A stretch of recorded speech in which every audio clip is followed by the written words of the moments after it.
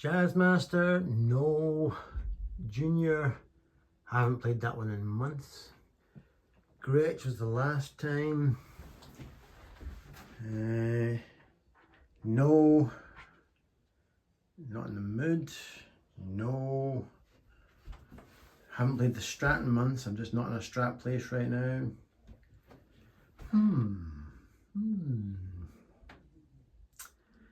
Yes, this is the only one, based on what I'm about to do, it's the only one that'll work. The rest of them will break. No, well, they won't break. It'll be me that breaks if I try to play what I'm about to play on any other guitar. Let's do it.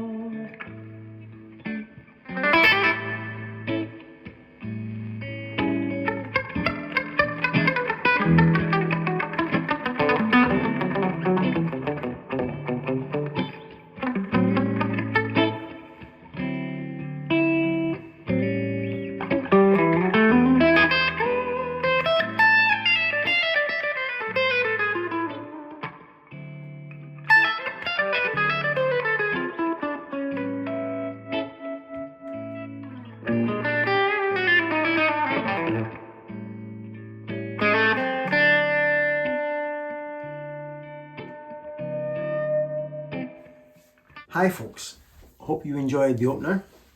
So I got an email from a chap called Mike a couple of weeks ago.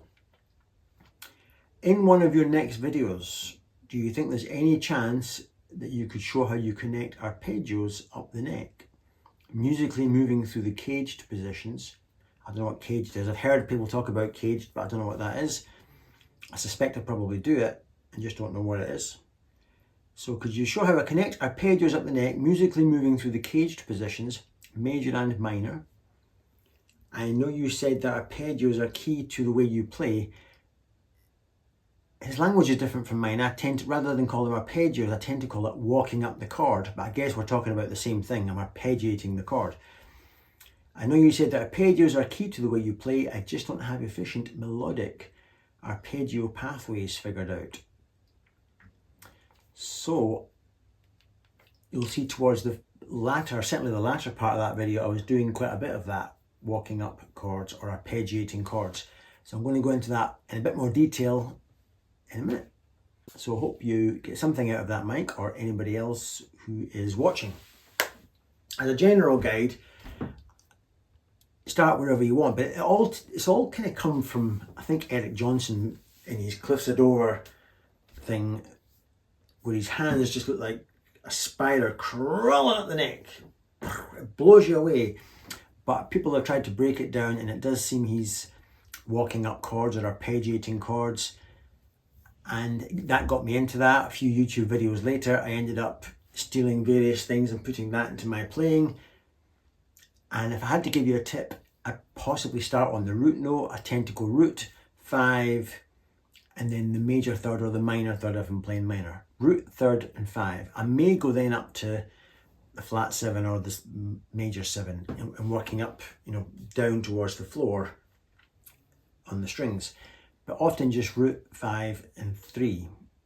Root, 5, and third. Try that. Just do a 3-chord cowboy sequence, but pick out the 1 or the root, the 5, and the 3, working from the thick strings down to the thin strings. And then maybe jumble about with it, and before you know it, you've got it. Other news today. Oh yeah, I'm finally sick of the Fender Twin. I've had it. I'm going to get that, have another look at by a tech to see if we can take the interference and the crackle away. This time it's not the background hiss, it's the crackle, intermittent. I've either got bad power or one of the tubes is bad. I'm going to get it taken in at some point in the future. I'm going to put it in a cupboard right now because I just can't stand looking at it anymore. I'm going to put it in a cupboard, not think about it, and then when I'm feeling flush, I'll take it to the tech.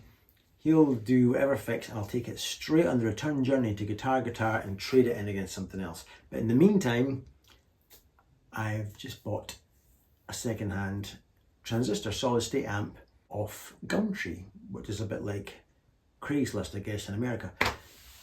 I won't tell you what it is, but tune in next time and hopefully we'll have taken delivery of my new solid state amp, which will just mean that the solid state amp and my beloved Valve Cornell can coexist. And if the Cornell, which it sometimes does, make little crackles and you think, shut up, where's that coming from? I can turn it off and use the solid state for my recording. But thankfully this 90% of the time is sound. Let's do the lesson. So, I've been watching a lot of Julian Lage and just, the guy's incredible obviously, but it's just a reminder that there's no rules and you can go from sweet melody to just weird, crappy sounding stuff and then come back, and there's just no rules. I just the guy blows me away. If I had as much talent in my whole body as he's got in one pinky, I'd be a very happy man. So I'm just picking my chord, and I've learned over the years where to put my fingers to introduce kind of weirdness. I'm not thinking scales particularly, I'm just being led by my ear over the years.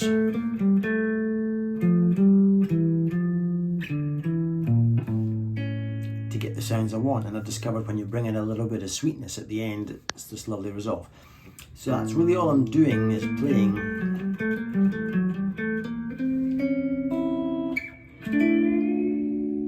and experimenting. So I came into this track with a play on A and A diminished. So there's that constant, that little thing tugging at you. That is a diminished chord, and part of the purpose of this video is to remind you that I just walk up chords and then I resolve them, and I change position as well. So it looks like random loop playing is just me changing position to get me more mileage. Weirdness. This one, next one.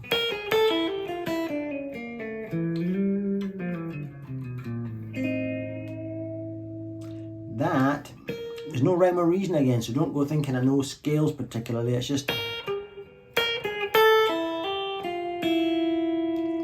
Hear that? I love that.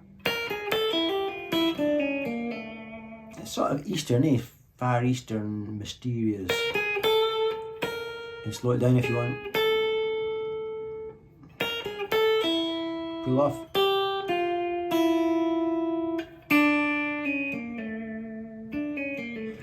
Again, I've changed position from the kind of blues box down to the more cowboy chord box. Lots of double stops again.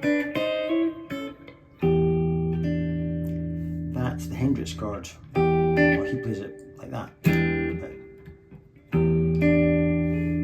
We resolve, and then this is a Tobias Hoffman while we're on the E.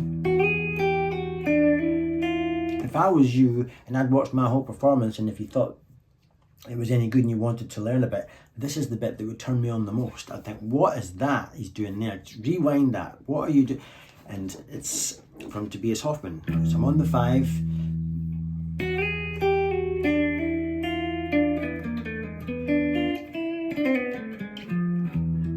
I love that with a passion.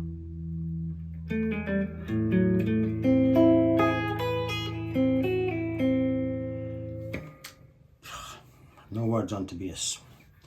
So I'm on the E,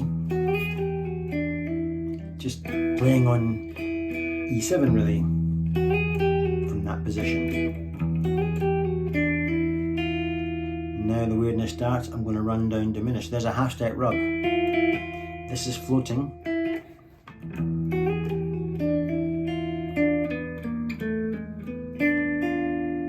Diminished. Again, this ring finger is floating.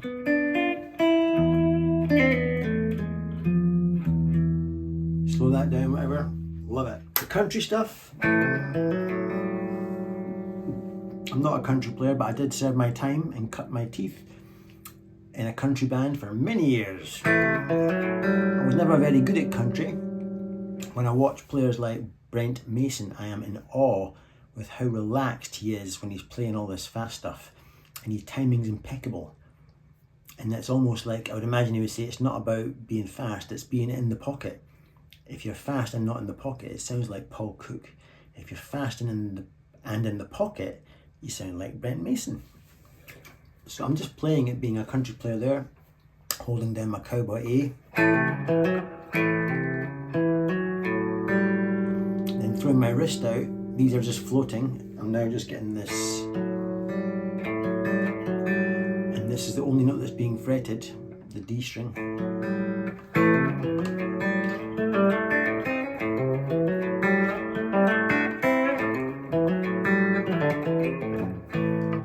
Play with all of that. So all I'm going is and hitting the harmonic and then bending the harmonic behind the nut.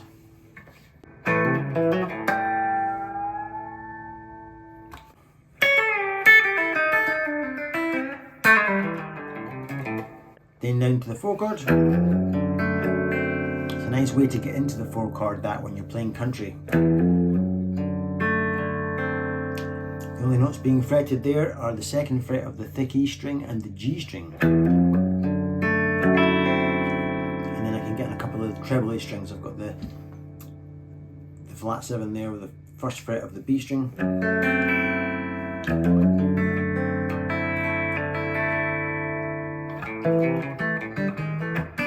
Double stops.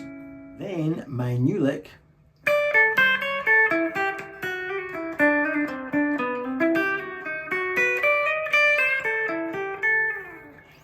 banjo rolls.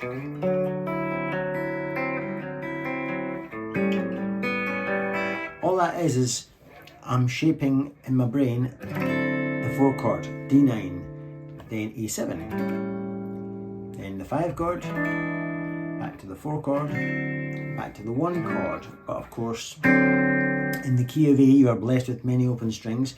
So instead of playing the whole D7 or D9, I'm just playing the thick half and leaving the top part convertible, which is not a bad sound. And the hybrid picking on the right hand.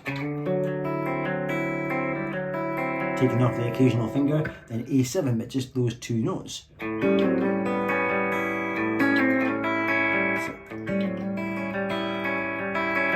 Chord, very similar to the 4 chord.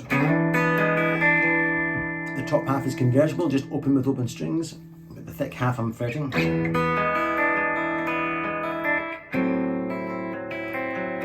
That's a nice way of doing it. Instead of playing the D, I even make it even more, not only is it convertible at the top, but now I've got an open A string ringing out as well, which sounds kind of nice. So the 5 chord, 4 chord, and then just a lick to finish.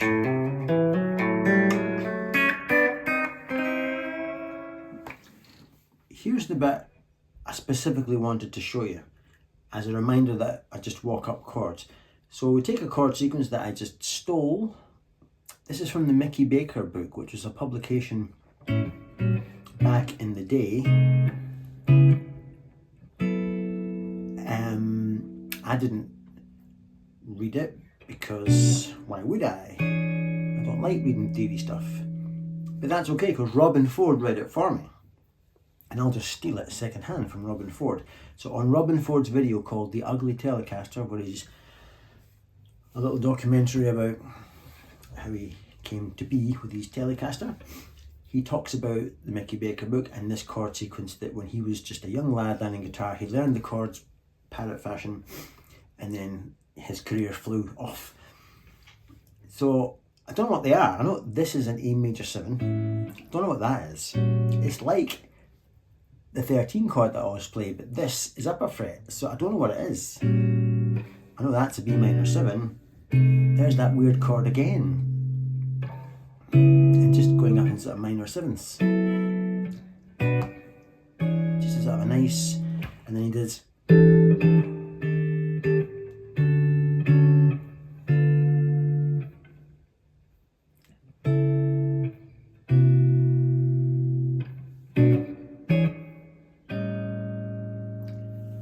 And that is the chord sequence. So all I'm doing is walking up said chord sequence and making it my own. So I've gone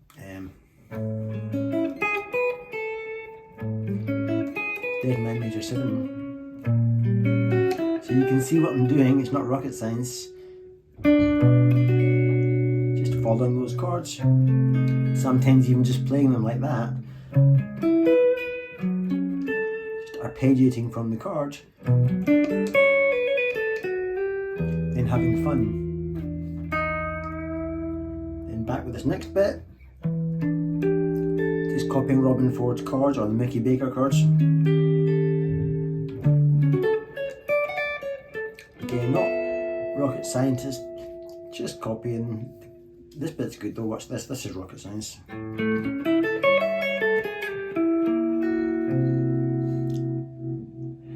Not really, I'm just copying the chords that I showed you a minute ago. There is a 13 chord, we're finally on a chord I recognise, a B flat 13. Then, watch this.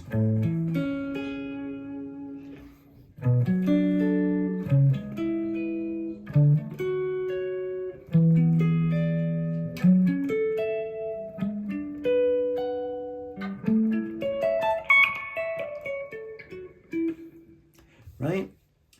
Same thing.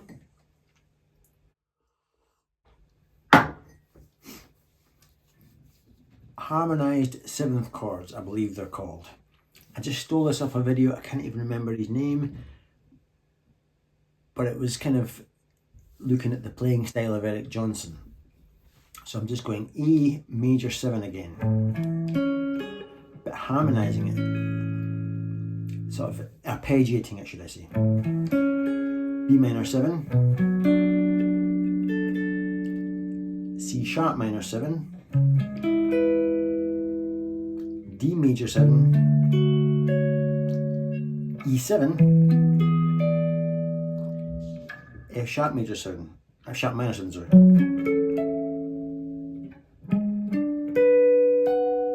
What would that be? An E? Is that an E? Not sure. And back to the A. But you can let the notes ring out like I did there, which is nice, or to sound a bit more lead-like and to baffle the audience that you're not really walking up chords, you're just a flash lead player, you can take your fingers off, so like that.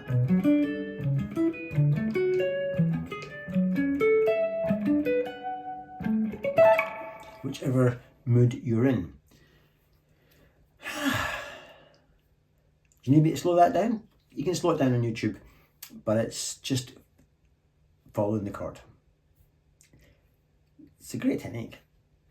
I hope you got something out of that, a lick, an idea, a concept. I'll go and finish my coffee now. Thank you for joining me. Cheers.